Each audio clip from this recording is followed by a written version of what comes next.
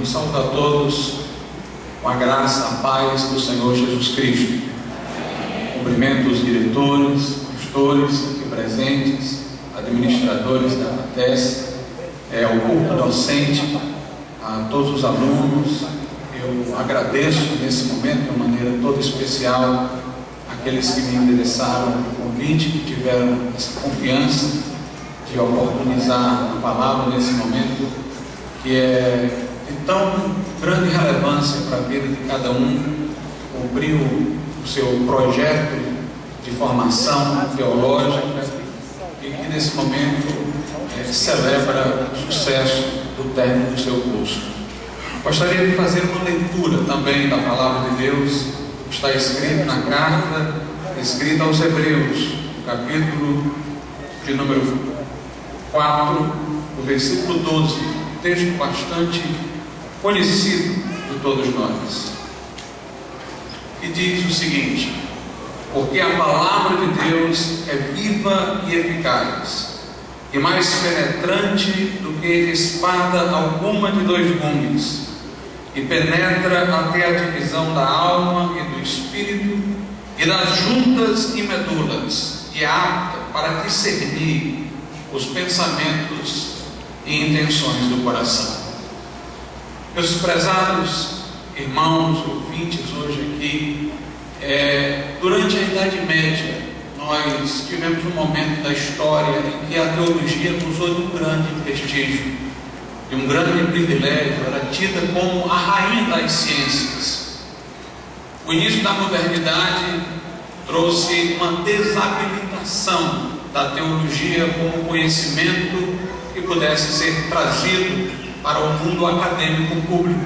Por muito tempo, aqui no Brasil, a formação teológica era apenas interna corporis, para cada seminário, de valor apenas para cada segmento eclesiástico, para cada igreja. Mas, de um tempo para cá, o MEC resolveu aprovar os cursos de teologia, lhes dando um status acadêmico. Se isso representa uma grande conquista, por outro lado, representa uma ameaça a qual nós devemos estar atentos. Nós não precisamos abdicar da conquista para nos guardarmos da ameaça, mas devemos nos tornar sempre vigilantes. O que é que digo que é motivo de advertência? É que por muito tempo o mundo acadêmico ficou sem a teologia presente. Ele se desenvolveu sem que houvesse um curso específico de teologia com o mesmo status, e adquiriu vícios, adquiriu um contorno que muitas vezes se torna bem distante daquele que a fé reclama. E quando nós entramos nesse contexto, nós devemos estar vigilantes para que nós nos coloquemos na posição certa, sem nos dobrarmos e ao mesmo tempo sem nos esquivarmos. Aqui o texto diz que a palavra de Deus é penetrante, ela vai até a divisão da alma e do espírito e apta para discernir, ou numa outra tradução, para julgar os pensamentos e intenções do coração. Nós não somos juízes da palavra de Deus, mas ela é que nos julga. E eu acredito que é isso que distingue a nossa postura da postura de qualquer outra formação acadêmica. Nós entendemos que Deus, em sua essência imutável, está além do nosso alcance e possibilidade de conhecimento, que Ele é infinito, nossa mente é infinita, Ele habita em luz inacessível. Mas o que nós procuramos conhecer é o que de Deus Ele quis que conhecêssemos. É a sua auto-revelação, historicamente manifesta em Jesus Cristo e registrada na Escritura, que é a sua palavra. Nós procuramos conhecer a Deus através da Bíblia, como Ele foi manifesto em Jesus.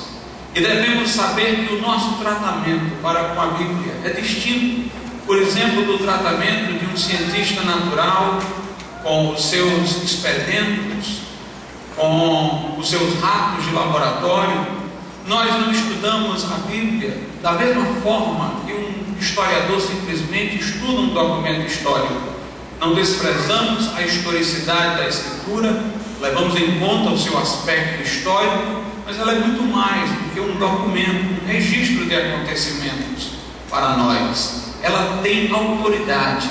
Enquanto nas outras ciências, o cientista quer domesticar o seu objeto de estudo, ele quer exercer um controle sobre ele, submetê-lo à sua capacidade de conhecimento cognitivo.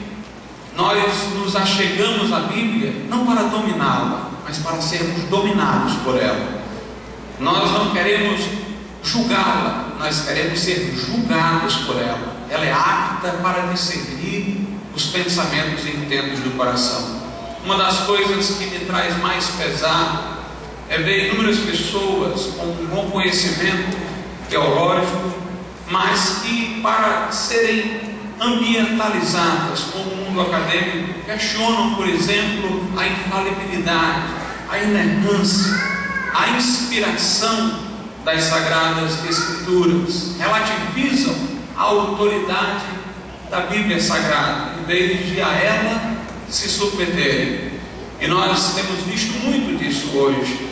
Nós devemos entender que nós não podemos julgar na Bíblia o que é de Deus e o que não é de Deus. Se nós disséssemos que partes da Bíblia eram inspiradas e outras não, nós nos faríamos a nós mesmos os intérpretes da Bíblia infalíveis, que saberiam encontrar nela o que era inspirado e o que não era inspirado.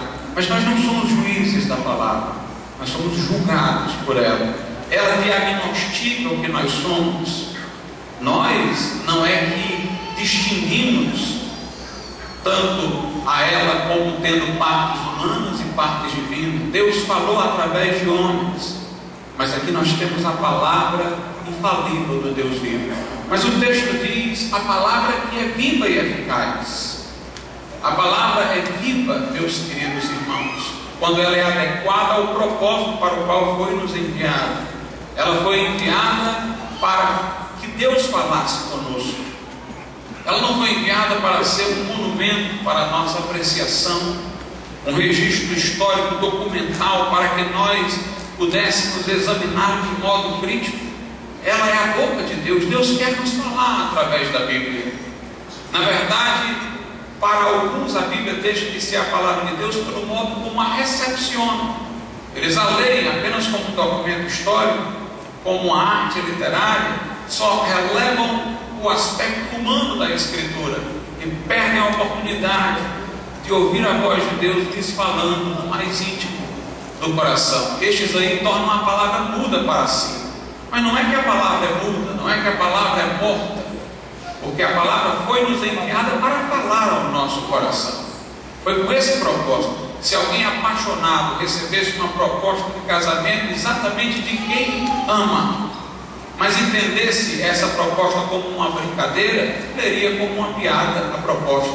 Se entendesse que fora enviada por um outro, leria como sendo apenas um engano. E se apesar de tudo isso realmente fosse a pessoa amada que tivesse enviado, ela teria a oportunidade de ter manifesto a sua reciprocidade a uma proposta de casamento. Deus está nos interpelando pela Bíblia. Quando nós a lemos de outra forma, nós perdemos a oportunidade de dialogar com Deus, de falar com Deus, de ouvir Deus falar. Nesses dias de tanto criticismo, nesses dias em que os homens não querem mais se pôr diante de uma autoridade, por isso que os referenciais estão perdidos, não há mais certo e errado, não há mais verdadeiro nem falso. Cabe a nós erguermos a palavra de Deus como autoridade acima dos homens, como a definidora do certo e do errado, do caminho que leva a Deus e do caminho que distancia-nos de Deus. Ela é que distingue, ela é que diz, ela é que define. A vocês que tiveram essa formação teológica e que agora vão de um modo direto ou indireto estar com acesso ao mundo acadêmico, irão falar dentro desse contexto, dentro dessa linguagem.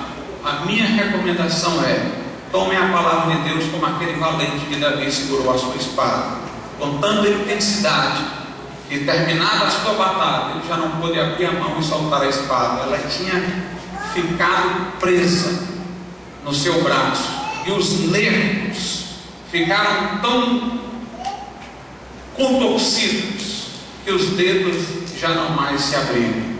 Este livro vale porque nós encontramos Jesus nele. Não somos idólatras da Bíblia, mas nós devemos homenagear o livro pelo qual o portão do céu se nos abriu. Jesus se manifestou a nós, que cada um possa encontrar Jesus a cada dia nesse livro. A todos vocês, os meus parabéns, e que a palavra de Deus esteja no vosso coração e na vossa mente, seja lâmpada para os vossos pés e luz para o vosso caminho.